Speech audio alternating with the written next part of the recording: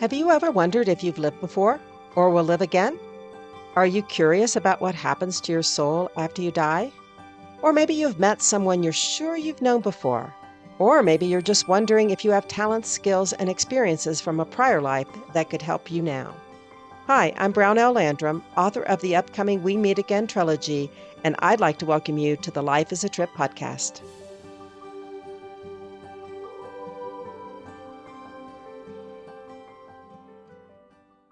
Guardian Angel is a story written and narrated by Jerry Land.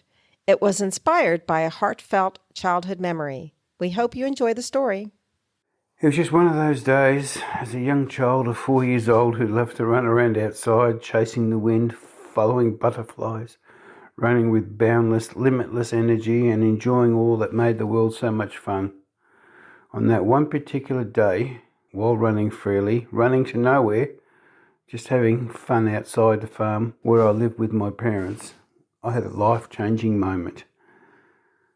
Like many young children, I had an imaginary friend, but to me, he was a real friend, not just a figment of my imagination. As young as I was, I could always understand when he spoke. I felt safe, I felt secure, and I was so happy. He was my guardian and my protector. He was always with me. So when that day came, he suddenly said to me, "I must go now and leave you. So this is goodbye." I stopped and stood still, and my whole world changed from that moment on. I felt frightened and alone, and I felt a sense of loss that was so heartbreaking. I just looked up at the sky and I felt he was there and asked, "Why are you going?" There was no answer. He was gone. In the ensuing years that followed, it came to light that my friend was a guardian angel. It wasn't until my adult years that I truly understand that's who he was. I believe that he's still near me, but I don't hear his voice. I only know that he's there. The day he left, I was looking up at an old curved metal light fitting. It was daytime, and on a clear day, I felt like this was his time with me was over, and he was moving on. But I think he was just moving away and was going to watch from a distance. I often speak to him and ask for a sign. I sometimes wonder if he has given me a sign, but reality and logic often get in the way. I feel deep down, though, he has. The departure left a void that was quickly filled with another guardian angel. He wasn't as friendly. I remember telling him at the time that I didn't like him. His response was more or less, "Too bad, you have me now." It took many years to finally accept the guardian I had been given, and while I missed the one I loved so dearly and wished he would come back, even today I think of him. The first guardian's only interaction I can clearly remember was when he said goodbye. I know there were many other moments, but they've faded from memory. What I do recall is the joy and carefree happiness his presence brought me. He didn't need to speak. Just having him there was enough. Being so young, I didn't yet have the words for a real conversation, but it didn't matter. The replacement angel, however, was different. He spoke to me, but always in a distinctively unfriendly manner. At night he would wake me, claiming there was someone in the room, filling me with terror. Other times I would wake to find the bed sheets pulled so tightly over me, constricting me I couldn't move. These moments terrified me so deeply that I would scream for help. It was a series of incidents like these that I endured for some time. I grew afraid of the dark and dreaded going to bed. One night, I confronted him. I said out loud that I wasn't going to be afraid anymore and told him to go away. It was then I sensed a change. He became friendlier, but he was never truly my friend.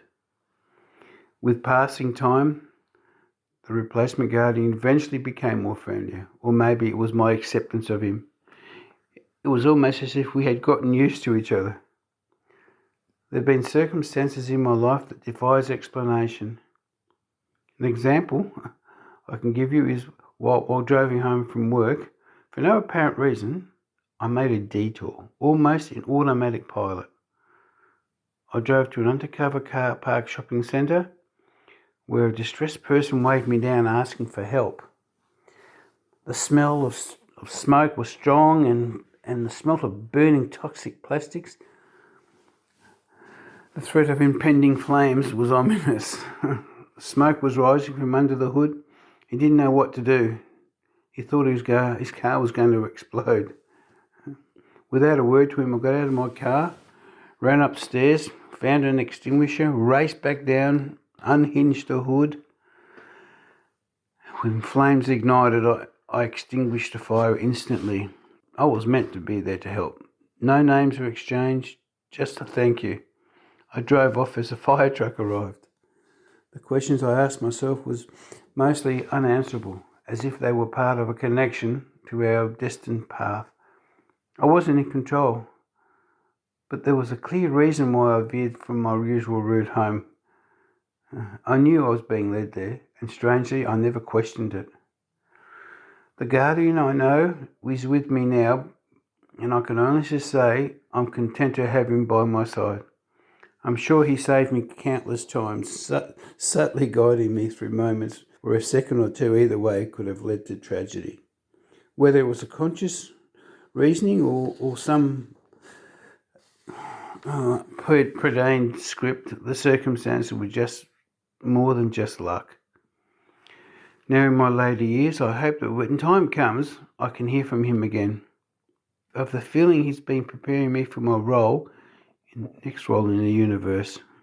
It's hard to explain, but I've always thought that from a young age, that when I was separated from the good guardian angel, I was set free to experience a life guided by a spiritual entity. As difficult as it was to accept, I had no choice. The question I've asked myself throughout my life is, what truly happened that day? It was undeniably real, something so profound that it has stayed with me as a lifelong memory. I was only 4 years old, and yet it remains so vivid in my mind. Whenever I ask others if they've had a similar experience, I get intrigued responses, but no one can share anything quite like it. The guardian, I'm sure, held a high status. His authority was evident in the way his voice carried, like that of a professor or a leader or someone whose presence alone commanded respect. I never saw him, only heard his voice. Yet it was enough to know that he was someone of importance. The question I kept asking myself is whether I've become the person he wanted me to be. And when I think about it, I wonder, have I unknowingly become him? Not in appearance, but in the way he must have seen me, full of potential I couldn't yet recognise. As a child, I looked up to him, hoping to be someone like him. Now, standing here, I realise that it wasn't about copying him, but fulfilling what he might have believed I could become. Perhaps in a way I've always been striving toward the version of me he saw along. He never told me what he expected of me. His departure was sudden. We didn't have a conversation of any sort. It was instilled in my mind. My path was already planned. All I had to do was follow it. Thank you. That's my story. Thanks for listening to Jerry Land's story, The Guardian Angel. This story was the inspiration for Jerry to write a book about guardian angels and people who have a spiritual gift, and to prompt discussion on some thought-provoking questions, like, have you ever had a profound experience as a young child that made you wonder if others have had something similar? Could it be that we have more than one guardian angel watching over us? Do they take on different roles, such as being a protector, another guide or life coach, and perhaps one influencing our conscious and reasonings? Are our lives preordained? In Jerry's story, he describes how one guardian seemed unfriendly for many years, yet events unfolded in ways that defied logic. How does the universe align with us so perfectly that it feels as though everything happens for a reason? Thanks for listening, and join the discussion in the Life is a Trip group on Facebook. Hi, this is Brownell. For more of these transcendental tales, please join the Life is a Trip group on Facebook and check out my amusing and enlightening story entitled The End, which you can find on my website, brownelllandrum.com. That's BROWNELLLANDRUM.com. And please look for my upcoming novel trilogy entitled We Meet Again. It's a story about a famous couple reincarnated today to help solve a centuries-old mystery that will change the world.